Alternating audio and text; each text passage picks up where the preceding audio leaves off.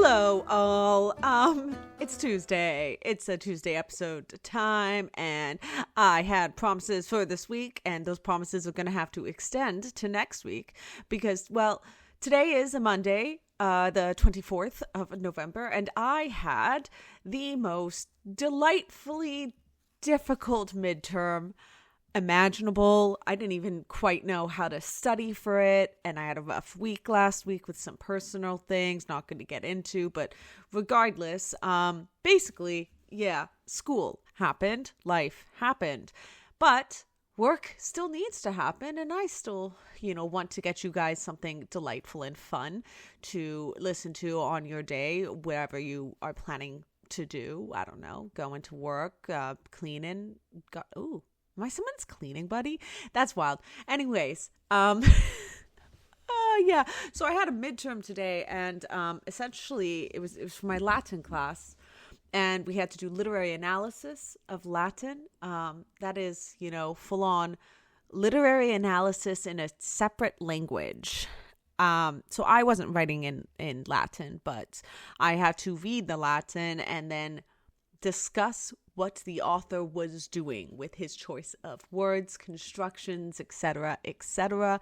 It was something else, let me tell you that. I am like so anxious about it. I ended up taking 2 lorazepams. Yes, I am that mom from season 3 of White Lotus, and my brain is just non-functional right now because it's all out of and up. Anyways, regardless of that, we're still going to get you something fun. So I thought, why don't I just share some of my delightful favorite things here, and we can get into it together and have fun and enjoy and yada, yada, yada. Can you tell I don't have a script for this, and I am honest to God just going, yeah. Well, you know what? Let's get into it, y'all.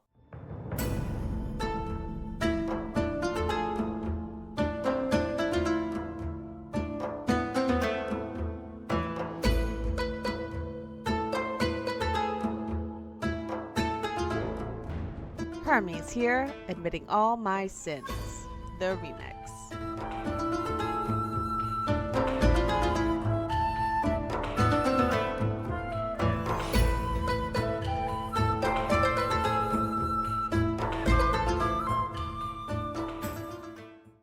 To start with it, we are going to be looking at the Homeric Hymn to none other but Hermes. Of course, I love this hymn for various reasons, not just because it's Hermes, mostly because it's Hermes, okay? Maybe I'm a little bit predictable in those ways.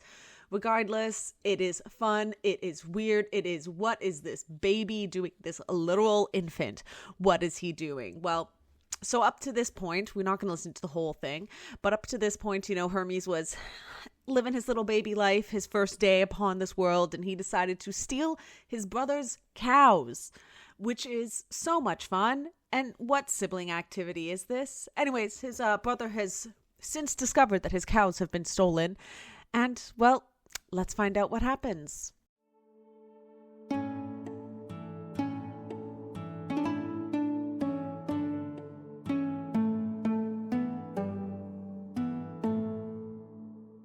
Now, when the son of Zeus and Maia saw Apollo in a rage about his cattle, he snuggled down in his fragrant swaddling clothes, and as wood ash covers over the deep embers of tree stumps, so Hermes cuddled himself up when he saw the far shooter.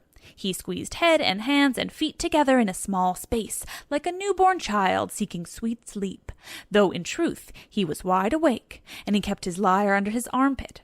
But the son of Leto was aware and failed not to perceive the beautiful mountain nymph and her dear son, albeit a little child and swathed so craftily. He peered in every corner of the great dwelling, and, taking a bright key, he opened 3 closets full of nectar and lovely ambrosia, and much gold and silver was stored in them, and many garments of the nymph, some purple and some silvery white, such as are kept in the sacred houses of the blessed gods. Then, after the son of Leto had searched out the recesses of the great house, he spake to glorious Hermes. Child, lying in the cradle, make haste and tell me of my cattle, or we two will soon fall out angrily. For I will take and cast you into dusty Tartarus and awful hopeless darkness, and neither your mother nor your father shall free you or bring you up again to the light, but you will wander under the earth and be the leader amongst little folk. Then Hermes answered him with crafty words. Son of Leto, what harsh words are these you have spoken? And is it cattle of the field you are coming here to seek? I have not seen them. I have not heard of them. No one has told me of them. I cannot give news of them, nor win the reward for news. Am I like a cattle lifter, a stalwart person? This is no task for me. Rather, I care for other things. I care for sleep, and milk from my mother's breast, and wrappings round my shoulders, and warm baths. Let no one hear the cause of this dispute, for this would be a great marvel indeed among the deathless gods, that a child newly born should pass in through the forepart of the house with cattle of the field. Herein you speak extravagantly. I was born yesterday, and my feet are soft, and the ground beneath is rough.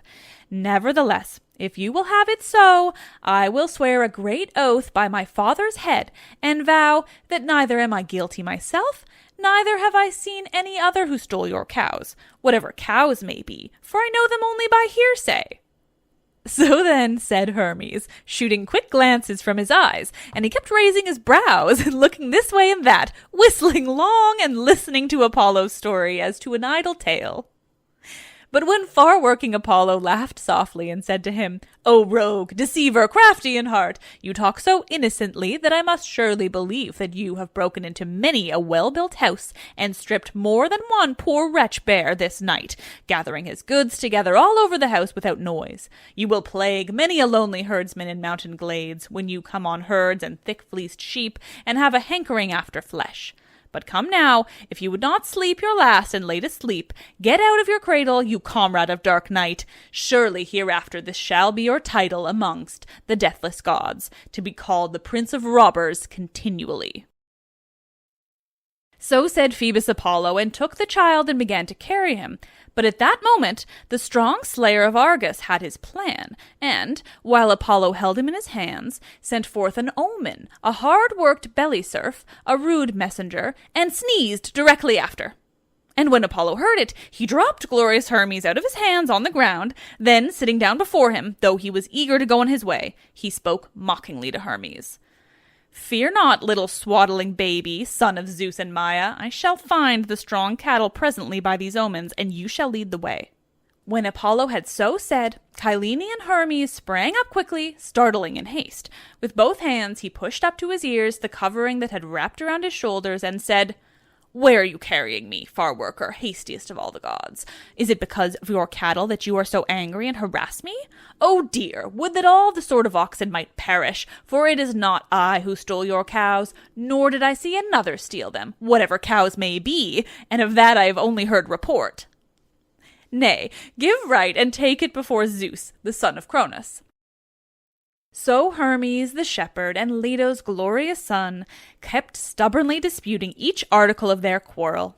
Apollo, speaking truly, not fairly sought to seize the glorious Hermes because of the cows, but he, the Cyllenian, tried to deceive the god of the silver bow with tricks and cunning words. But when, though he had many wiles, he found the other had as many shifts, he began to walk across the sand, himself in front, while the son of Zeus and Leto came behind. Soon they came, these lovely children of Zeus, to the top of fragrant Olympus, to their father, the son of Cronus, for there were the scales of judgment set before them. There was an assembly on snowy Olympus, and the immortals who perish not were gathering after the hour of gold-throned dawn. Then Hermes and Apollo of the silver bow stood at the knees of Zeus, and Zeus, who thunders on high, spoke to his glorious son, and asked him, Phoebus, whence come you driving this great spoil, a child new-born that has the look of a herald? This is a weighty matter that is come before the council of the gods.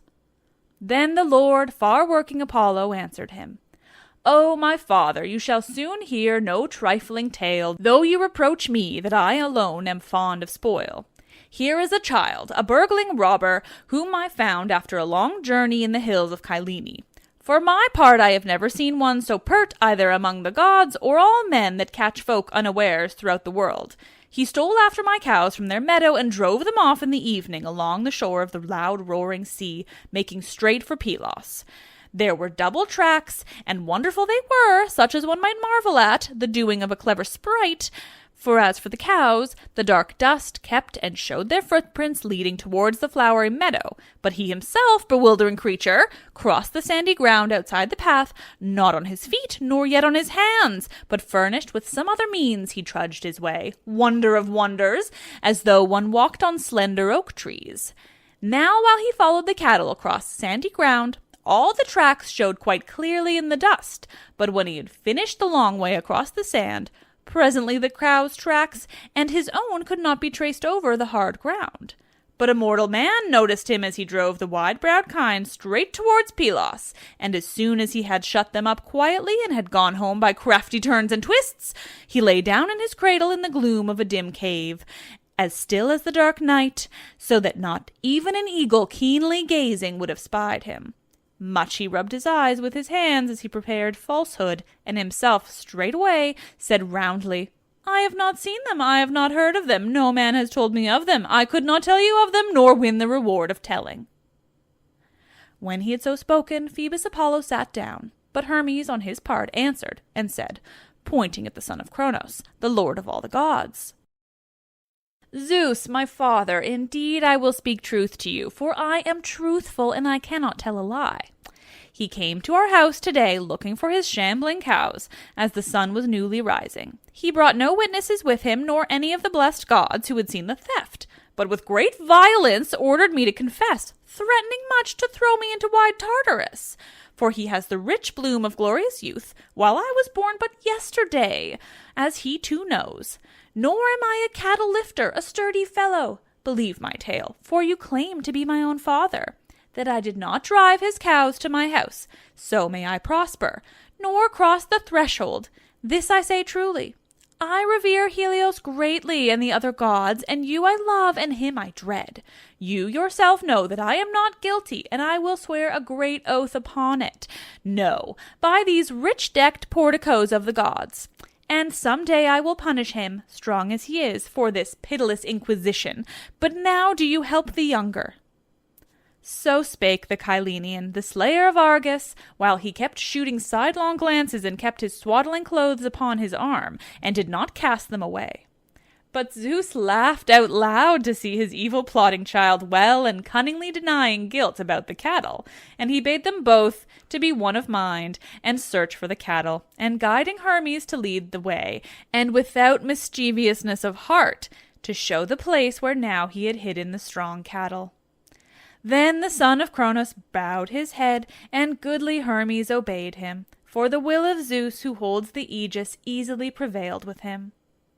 Then the two all-glorious children of Zeus hastened both to sandy Pylos, and reached the ford of Alpheus, and came to the fields and the high-roofed bier, where the beasts were cherished at night-time. Now, while Hermes went to the cave in the rock and began to drive out the strong cattle, the son of Leto, looking aside, saw the cowhides on the sheer rock, and he asked glorious Hermes at once, How were you able, you crafty rogue, to flay 2 cows, new-born and babyish as you are? For my part, I dread the strength that will be yours. There is no need you should keep growing long, Cyllenian son of Maia.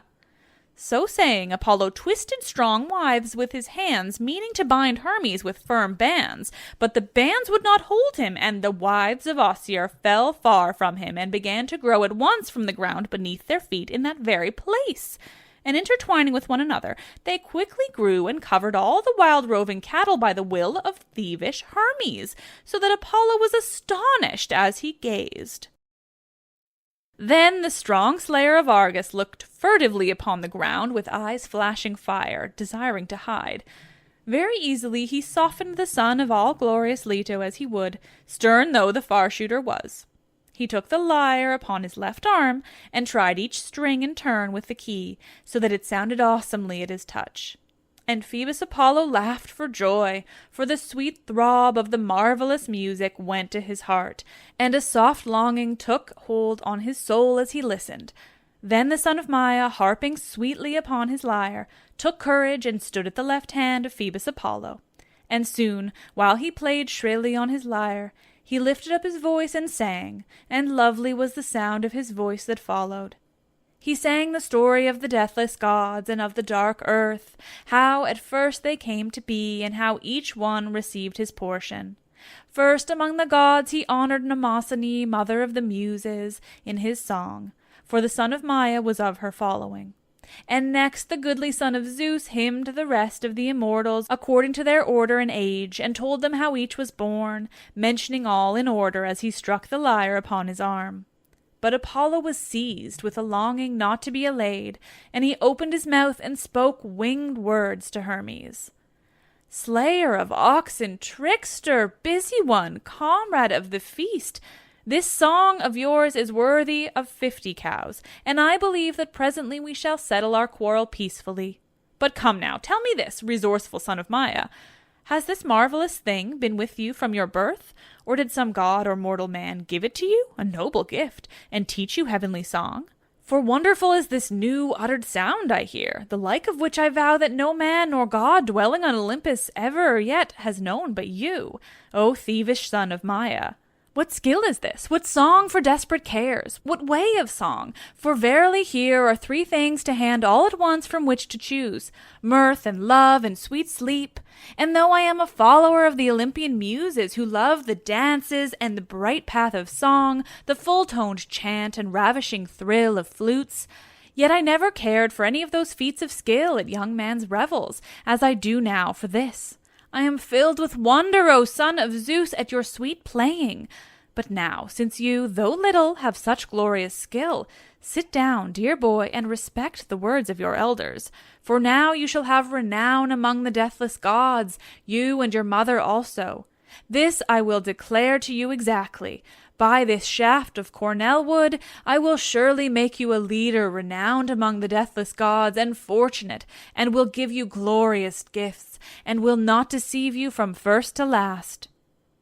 Then Hermes answered him with artful words, "You questioned me carefully, O far worker, yet I am not jealous that you should enter upon my art. This day you shall know it, for I seek to be friendly with you both in thought and word.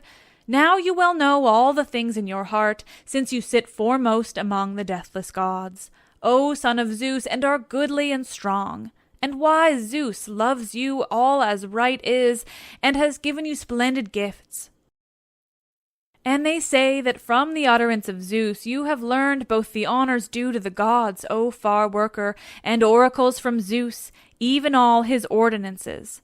Of all these I myself have already learned that you have great wealth.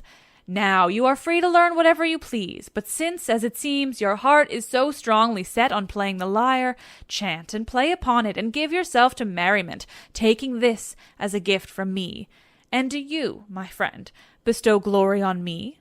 Sing well with this clear-voiced companion in your hands, for you are skilled in good, well-ordered utterance. From now on bring it confidently to the rich feast and lovely dance and glorious revel, a joy by night and by day. Whoso with wit and wisdom inquires of it cunningly, him it teaches through its sound all manner of things that delight the mind, being easily played with gentle familiarities, for it abhors toilsome drudgery. But whoso in ignorance inquires of it violently, to him it chatters mere vanity and foolishness. But you are able to learn whatever you please. So then I will give you this lyre, glorious son of Zeus, while I, for my part, will graze down with wild roving cattle the pastures on hill and horse-feeding plain. So shall the cows, covered by the bulls, calve abundantly both males and females. And now there is no need for you, bargainer though you are, to be furiously angry." When Hermes had said this, he held out the lyre, and Phoebus Apollo took it, and readily put his shining whip in Hermes's hand, and ordained him keeper of herds. The son of Maia received it joyfully, while the glorious son of Leto, the lord far-working Apollo, took the lyre upon his left arm, and tried each string with the key. Awesomely it sounded at the touch of the god, while he sang sweetly to its note.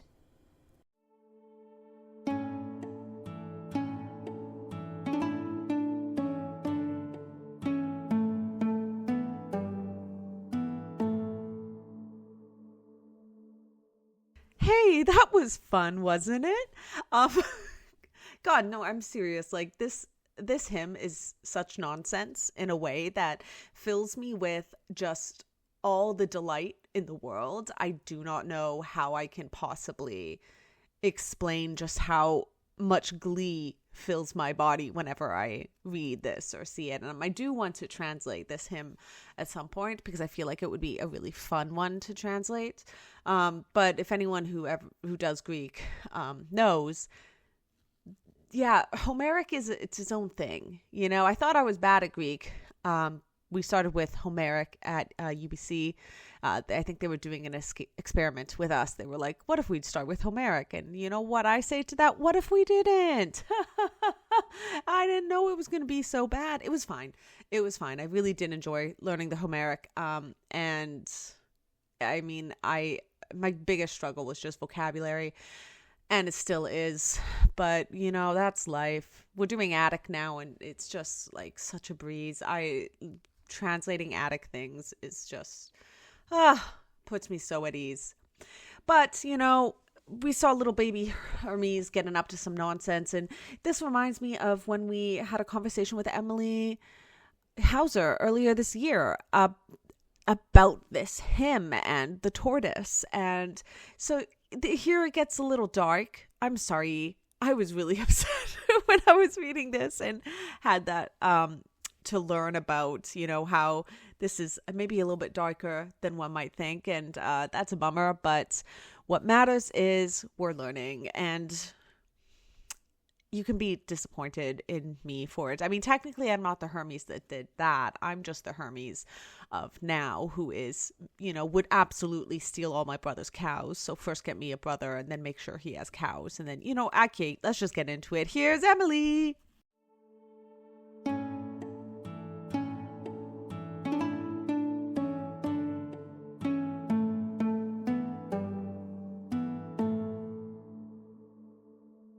Okay, well, let's do the Homeric Hymn to Hermes, because I feel like it's good to kind of get the male author texts out the way, and then we can start talking about what the women said. So, because basically for me, I was like, what I wanted to do was talk about what the women were calling themselves, and how Sappho, but also other female poets, were dealing with the fact that they didn't have this vocabulary, how they were kind of articulating that sense of identity in a world that kind of literally had no space for them. But I realized quite quickly that in order to do that, I needed to set up like all of the stuff that had happened, all of the structuring and the ring fencing that had gone on in order to make them feel excluded from those terms. So one of the examples, and I think that this basically demonstrates how, well, I was going to say, I don't want to say vicious, but I'm going to say vicious, how vicious and violent this kind of exclusion of women from poetry is in the Homeric Hymn to Hermes. You have a just sort of description of Hermes' invention of the lyre. And he invents the lyre from a tortoise. And actually, like, I've got a copy of the book here, so I can read you the passage. So he has just been born, and he is hopped out of the cave where he's born, because that's what happens to gods. And as he kind of like came out of the entrance of the cave, and now I'm reading a translation of the text, he found there a tortoise, and so got an endless source of pleasure, because it was Hermes who first made the tortoise a bard. She came across him at the gates of the courtyard, grazing on the lush grass in front of the house, waddling as she walked.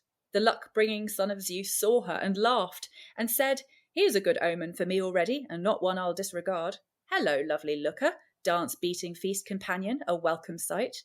Where did you get this beautiful plaything, this speckled shell you wear? A tortoise who lives in the mountains? But I'll pick you up and take you into the house. You'll be a help to me, and I won't slight you. You'll benefit me first of all. It's better to be at home, for there's danger outside. You'll be a safeguard against harmful spells while you live, and if you die, then you'll sing beautifully." So, this, it sounds lighthearted and jokey, and that's how all of the male commentators have taken it. But I think, particularly in the Greek, but I think it actually came across in the English as well. And I obviously kind of also did that on purpose. It's my translation. So, but you can hear things that are threats coming in, right? Oh yeah. Especially when you know the result. Because when you know the result, exactly. Do you need to tell the listeners now that, like, or is that going to come in later? Well, like literally it goes on, and Okay. this is where, so the passage goes on. Yeah. This is what he said, and lifting her in both hands, he went back into the house, carrying his lovely plaything. Then he probed into her, and with a chisel of grey iron, gouged out the life stuff of the mountain-dwelling tortoise. As when a quick thought pierces the heart of a man who is visited by constant worries, or when bright glances flash from the eyes, so glorious Hermes made his work as quick as his word. He cut reed stalks to measure and fixed them in, fastening their ends across the back through the shell of the tortoise. Over it, he cleverly stretched oxhide and attached 2 arms and fitted a bridge across both and stretched the gut strings of 7 female sheep. So, I think... It's all women. It's all women, right? Didn't know that. Wow. Yep, the female sheep, exactly. So, like, this is clearly a very gendered process. But also, like, I think, like, as I said, like, those threats that are coming in at the beginning, where he says, it's better to be at home for there's danger outside. Mm-hmm. Like, literally, he's just come out of the cave. It's like, he is picking her up, he's taking her in, and then he probes into her with a chisel and scoops all of the life out of her. Like, I think it's not, I mean, what I was astonished by was that I seem to be the first person who has suggested that is a rape metaphor, but it seems to me inescapable that it is a rape metaphor. I keep, the reason I've turned around in my seat is I know I have a different translation, but I'm moving, and so my books are in a different spot. And I just wanted to pull up, like, I have a Diane Rayer translation. So I was like, okay, another woman. Because I love that hymn, which is why, also partially why, you know, Michaela was mentioning it. But, like, I love it because it's silly. The tortoise part has never been my favorite because I was raised to not even ever see the movie Bambi, let alone anything else. But, like, I love that was like a principle of your upbringing, you know, be kind, don't watch Bambi. Honestly, my mother is hilarious. Just because I was a kid in the 90s, all of the movies were about animals, and she was always like, no, because the animal could get hurt, you can't watch it. Oh my gosh. She still to this day says if I saw Dumbo, it was at somebody else's house. Oh. Anyway, long-standing. But, you know, I've always just thought, like, okay, it's a little silly because it's a baby, and then, you know, it's the stealing of the cattle that's extra funny and kind of tricking everybody. But, I mean, I've never heard so gendered, and the probing. So I was just so curious what, like, other translations I've read, because for sure. Well, exactly. And you know, like, obviously I'm kind of bringing that out, but I also believe that it's there. I see it there in the Greek. So basically with the book, and I that was something I really wanted to do, was that I feel like it's so easy for this kind of work to be very distancing if someone doesn't know the Greek. So everything is in translation, everything is transliterated. But if you want to see the Greek, it's in the footnotes, so you can kind of get into it. But, like, there's other stuff that makes it kind of quite clear that this is kind of sexualized. He calls her a lovely looker. He calls her a dance beating feast companion, and that word, the feast companion, is hetaira, which of course it is. Exactly. I am sure. Of course it is. You and your listeners all know that is the kind of prostitute at the symposium. And so, like, the bringing inside to stay safe, though, too, that screams of, like, Athenian women being, like, kept inside of a home. Yeah, exactly. But then also he's like, there's such a kind of violence to it, because he's saying there's danger outside and they are meeting outside. So he's literally saying, I am the one who is dangerous to you, but he's pretending to protect her. Right? It's that kind of really toxic, like, he's saying, come inside, you'll be safe here. And then he rapes / disembowels her. And for me, like, the kind of the thing, so the rape metaphor is kind of the overarching, should we say, the gender structure of it, but then the poetic structure of it, or the meta-poetic structure, is that, I'm sure you heard, it starts off by saying it was Hermes who first made the tortoise a bard, and uses the word ioidon. So you start off with the tortoise being the one who's the singer. It sounds like the tortoise is the one who has kind of the equivalent power of song to the male poet. But by the time you get to the end, Hermes finishes his thing, and then he breaks out into song, And in his song, he tells the story of his own glorious episode, and that's what leads you into the rest of the hymn, right? So it's Hermes telling his own song. Yeah. So what he's done is he's taken the poetic ability of the living tortoise and he's turned it into a dead lyre that he an empty can use shell to sing. An empty shell, exactly, that he can use for his own voice to tell his own glorious deeds. Yeah. Right? That's wild. Yeah. So just for me, it was just like, look, you can actually see in the progression of the passage, you can see the way in which the poet is acknowledging women have access to poetic power. The tortoise is, or has the potential to be, a bard, but the way that poetic power gets harnessed is it's taken by men, it's silenced, like the nightingale in Hesiod. There's rape and physical violence like the tortoise, and it is harnessed into the man's song. And it's not a coincidence that all of this sort of metaphorical stuff is happening within a song that is being sung by a man, so that the male poet is enacting all of those things on the female as he is describing it happening in his poem. Well, also, like, it just screams like he made the tortoise into a muse. Yeah, right. Yeah, well, he made her a silent kind of background player. Yeah, well, kind of worse, because she's an instrument that he is constantly fingering. But I feel like that's what the muses are too, right? Yeah. Like, sing muse of, it's like this demand and like, I mean, yeah, the fingering that I cut off in the end, it was like just very good. But like, yeah, I mean, it's considerably more literal. Yeah. But yeah, like it generally screams muse to me too. It does, but I see it perhaps slightly differently, in that the poet who invokes the muse isn't actually believing that the muse is the one who is singing. There is no fiction that the muse is the one who is singing the Iliad.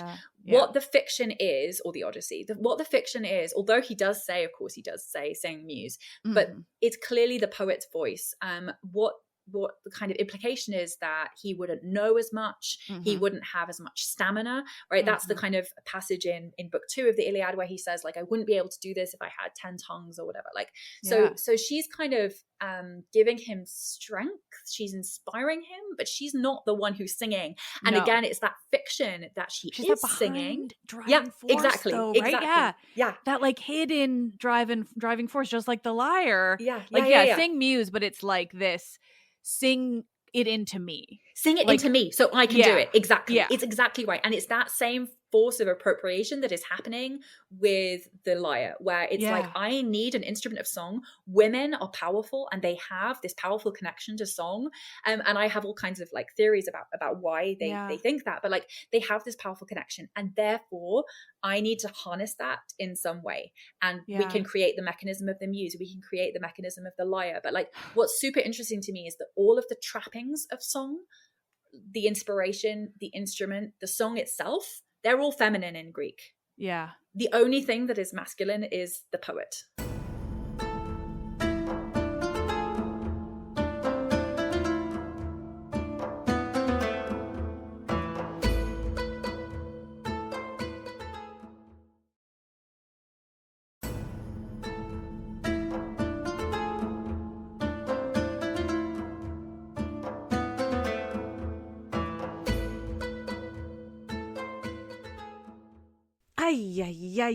Well, I think that one was just, a little bit heavy. It makes me a little less happy to be called Hermes, but it's also a very interesting discussion on language. And, there's constantly this debate about, about when it comes to gendered languages of, oh no, like, this isn't, it doesn't actually have to do with like bodily gender. But then you get stuff like this, or you get words where, things to do with jobs are masculine. A job title is masculine, even if it is, in the form the feminine. Like, I'm thinking of Greek. No, I'm Latin. I'm thinking of Latin. And interestingly, I'm thinking of pirata, piratai, which is pirate. but, it's a job, whatever. It's a thing. It's a thing someone is. And it's in the feminine form, but it is a masculine noun. So I don't know. It's, it's up for thought. It's, did that lead you anywhere, change your mind a bit? Was this discussion interesting to you, or ring any new bells, or get any new gears turning? I think that's one of the things I kind of love about both this job and academia in general, is how many different viewpoints you come across and are confronted with, and the amount of work that has gone into them to make them understandable and good arguments, and how true it is. I hear that, and it makes me think about things differently, right? It makes me think about the Greek I'm reading differently, and I pay very close attention to things like gender in the language, or it's really actually like the gendered forms as well. Like what, when words, it's more common in Greek where something can be both masculine and feminine. Not to say it is not common in Latin. It absolutely is. Just when I think of it as a more Greek thing, and just seeing the different ways it can be presented. There's so many M's right now. I'm so sorry. The lorazepam is really working. My brain be braining. Let's go to, I don't know, one last Hermes mention. How about let's see what else I'm up to.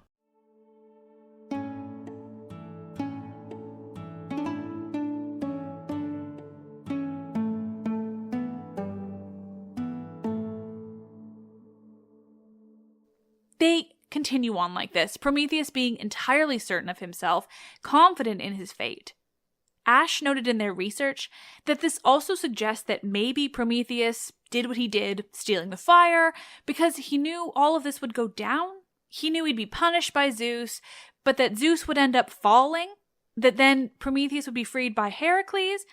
It opens up a lot of questions about Prometheus's knowledge, like I was just saying, and his understanding of fate. But he's interrupted. Hermes arrives on stage and Prometheus greets him as the errand boy of Zeus. In the Rom translation, he says, quote, "The errand boy of Zeus is coming, the lackey of the tyrant's new regime." I am utterly obsessed with this language of tyranny when it comes to Zeus. It's so pointed when it comes to Athenian history of tyranny and the introduction of their form of democracy in response to tyranny. Here, Zeus is a tyrant, just like human king tyrants. And I love it. Hermes is there for one thing. Zeus wants information on this fateful marriage that will result in the son that will take him out completely. He's heard rumblings. He knows this idea that there is a son that will overthrow his father, overthrow Zeus, just like Zeus overthrew Uranos. It sure is a pattern. Again, from the Rom translation, Prometheus's response to Hermes is just too good. Quote, "A lofty speech and full of self-regard, how fitting for the bootlick of the gods." The bootlick of the gods! Ugh. Prometheus and Hermes trade insults. Once again, I remind you of the brilliant word for this, back and forth type of exchange in Greek plays, stickamithia. They go back and forth, Prometheus refusing to tell Hermes the prophecy he's looking for. Hermes questions why Prometheus is bothered enough by Zeus's actions to allow himself to be punished in this way. They don't see it the same. Hermes sees the gods in power, and thus, what's the problem? He's happy being Zeus's messenger boy. Prometheus, meanwhile, is the martyr, but also, he's kind of right in terms of Zeus's actions. He's very confident in his decision. He's happy to be punished as he is, if it means he gets to stand up to Zeus, the tyrant. And so Hermes takes this opportunity to straight up threaten Prometheus. "Think about what you're doing here," he says. "If you don't give us what we want, Zeus will rain down even further punishment." He threatens thunder and lightning that would smash the mountaintop where Prometheus is chained, that he would be entombed within it. And then he threatens the more famed punishment of Prometheus, that Zeus would send an eagle, the symbol of the god, to fly to Prometheus and tear him up, feasting on his liver. This wouldn't end, Prometheus adds in finishing his threats, unless some god was willing to take you down to Tartarus itself. Prometheus, unsurprisingly, is fine with all of these threats. He's not concerned with himself. He's stuck on this understanding that he has of fate and what's to come. Hermes warns off the chorus, saying they should leave Prometheus now, lest they get caught up in the further punishment that's forthcoming. And though they briefly had agreed with Hermes that he might have had a point, they stay with Prometheus. And so, with that, Hermes leaves them alone, and as soon as he's gone, the roar and clap of thunder and lightning begins while Prometheus speaks his final, brief speech. Quote, "Indeed, now it has passed from word to deed. The earth rocks, the echoing thunder peal from the depths rolls roaring past me. The fiery wreathed lightning flashes flare forth, and whirlwinds toss the swirling dust. The blasts of all the wind leap forth and set in hostile array their embattled strife. The sky is confounded with the deep. Behold, this stormy turmoil advances against me visibly, sent by Zeus to frighten me. O holy mother mine, O you firmament that revolves the common light of all, you see the wrongs I suffer."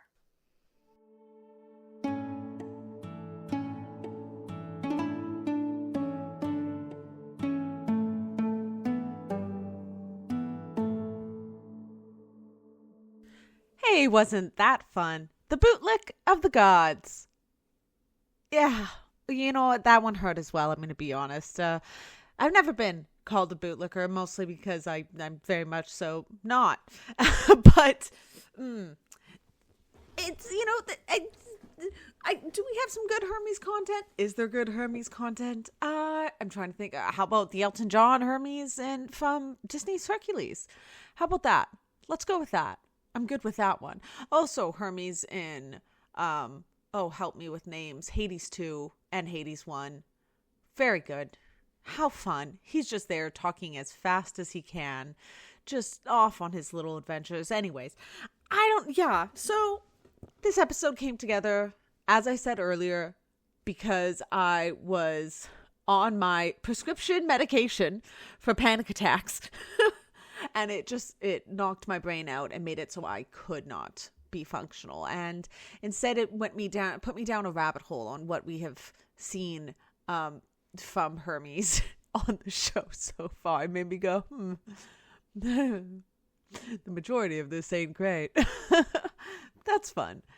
Regardless, I think it's interesting to think of each character or each mythological figure or just anything from antiquity from all these different viewpoints.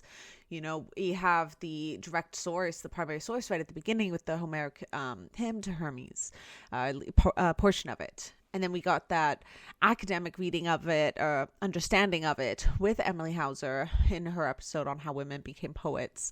And, you know, that is utterly fascinating, just thinking of how we think about language and what language suggests and prevails to the people who speak it, or I guess, you know, what it says about those who speak it. And then finally down to, you know, did I say what that final clip was from? I'm so sorry if I didn't. It was from the Prometheus Bound episode that Liv has done. That was, I believe, the third one. Yep, part 3. Ios the Wanderer and Hermes, bootlick of the gods. Yay! But just seeing him in a play and his setting as a character who is the messenger for the gods. But, you know, of course he's not going to be so positive in this play because it's about Prometheus. Wow. You know, I think that's about all I have to share today. The Ativan is, it's working, guys. It's good. I feel calm. I feel cool. I feel collected. I feel sleepy. And I'm also very happy to have gone through this wonderful little dive with you all. I need to do the end credits and I don't have it up. Oh, yeah. Love you all. Bye.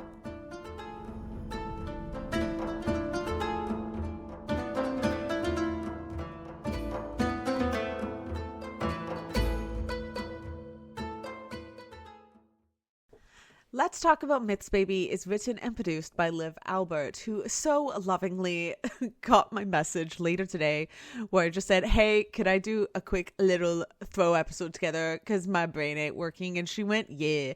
And I went, great. And so here we are. Michaela Panguish is the Hermes. The Hermes to all your Olympians. The producer, writer, so close to being done school, and we'll give you what I have promised next week. Select music by Luke Chaos. Thank you, Mr. Chaos. The podcast is part of the Memory Collective Podcast Network, a collection of creators that all strive to bring you accurate and reliable information on the ancient world. These includes the wonderful friends and movies we dig, the partial historians, sweet, bitter, and so much more. Get ad-free episodes and much more by subscription to the Oracle Edition on Patreon at patreon.com/mythsbaby or via the link in the episode's description. We have lots of fun over there, lots of chatting. It's, memes, stuff, and things. I promise it's fun. One day I'm going to stream games on the server. If you want to see that, come on over. But, if you want to see specifically that, give it some time.